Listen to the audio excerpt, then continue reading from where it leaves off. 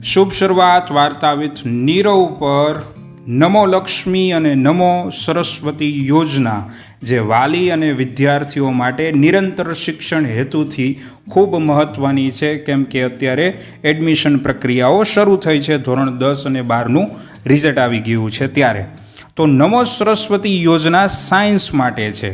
જે ધોરણ 10 પછી સાયન્સ કરવા ઈચ્છે છે તેને આ યોજનાનો લાભ અચૂક મેળવવો જોઈએ. જે વર્ષ 2024-25થી ધોરણ 11-12માં વિજ્ઞાન પ્રવાહને પ્રોત્સાહન આપવા માટે રાજ્ય સરકાર દ્વારા નમો સરસ્વતી યોજના અંતર્ગત વિજ્ઞાન સાધના મેરિટ સ્કોલરશિપ શરૂ કરવાની જોગવાઈ છે. દર વર્ષે ધોરણ 11 અને 12માં વિજ્ઞાન પ્રવાહ લેનાર વિદ્યાર્થીઓને પ્રતિ વર્ષ સ્કોલરશિપ આપવામાં આવશે. તો ગુજરાત રાજ્ય સરકારનું બજેટ વર્ષ 2024-25માં ₹250 કરોડની આ જોગવાઈ છે, જેમાં કોઈ પણ શાળામાંથી ધોરણ 10 બોર્ડની પરીક્ષામાં 50%થી વધુ માર્કે પાસ કરનાર વિદ્યાર્થીને જ્યારે એ ધોરણ 11-12 વિજ્ઞાન પ્રવાહ લેવામાં આવે છે ત્યારે એને આ સ્કોલરશિપ મળશે. ધોરણ 11 માટે વાર્ષિક 10,000 તેમજ ધોરણ 12 માટે વાર્ષિક ₹15,000 છે એ આપવામાં આવશે. સરકારનો હેતુ છે એ આગામી 5 વર્ષ માટે વિજ્ઞાન પ્રવાહમાં વિદ્યાર્થીઓની જે સંખ્યા અંદાજિત 2 લાખ છે તેને વધારીને 5 લાખ કરવાનો છે. તો આ યોજના છે એ વિજ્ઞાન પ્રવાહો માટે ખૂબ મદદરૂપ છે. 21મી સદી વિજ્ઞાન અને ટેકનોલોજીની સદી છે. જીવનના દરેક ક્ષેત્રમાં આઈટી અને સંલગ્ન ટેકનિકો મહત્વનો ભાગ ભજવવાની છે. વધુમાં ઉચ્ચ કક્ષાની નવી રોજગારીની તકો વિજ્ઞાન પ્રવાહનું શિક્ષણ જરૂરી છે. વિજ્ઞાન પ્રવાહના અભ્યાસક્રમના શિક્ષણને પ્રોત્સાહન આપવા માટે હું નમો સરસ્વતી યોજનાની જાહેરાત કરું છું.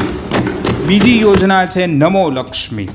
નમો લક્ષ્મી યોજના છે રાજ્યની માધ્યમિક અને ઉચ્ચતર માધ્યમિક શાળાઓમાં અભ્યાસ કરતી કન્યાઓ.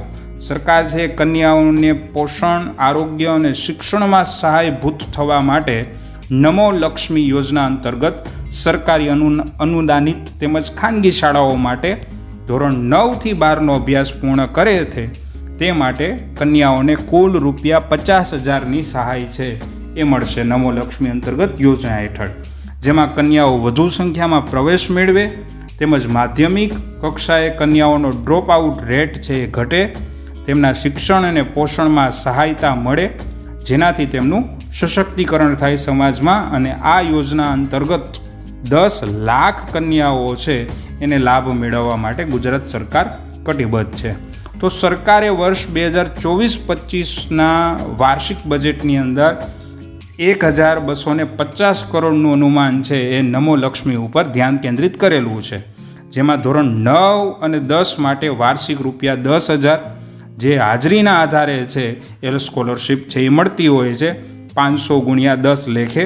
અને બાકીની જે 50% છે ધોરણ 10 બોર્ડની પરીક્ષા પાસ કર્યા બાદ બેંક ખાતામાં DBT મારફત છે ડાયરેક્ટ ટ્રાન્સફર બેનિફિટ મુજબ છે એ જમા થતી હોય છે.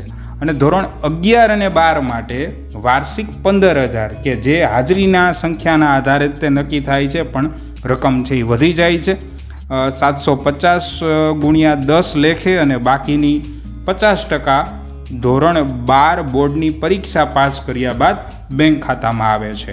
તો નિર્ધારિત જે કુટુંબ આવક મર્યાદાના આધારે આ યોજનાનો લાભ છે એ મેળવી શકાય છે. ખાસ કરીને આનું રજિસ્ટ્રેશન છે એ ઓનલાઈન છે એ કરવાનું હોય છે. વિદ્યાર્થીનું આધાર કાર્ડ કે માતાનું આધાર કાર્ડ કે ખાસ કરીને રાષ્ટ્રીયકૃત બેંકમાં ખાતું છે એ હોવું જોઈએ. રાષ્ટ્રીયકૃત એટલે SBI બેંક છે, બેંક ઓફ ઇન્ડિયા છે, એ બધી રાષ્ટ્રીયકૃત બેંક છે. તો પાસબુકની નકલ છે એ જમા કરાવવાની હોય છે. આવકનો દાખલો હોવો જરૂરી છે. જાતિ પ્રમાણનો આધાર છે એ હોવો જરૂરી હોય છે.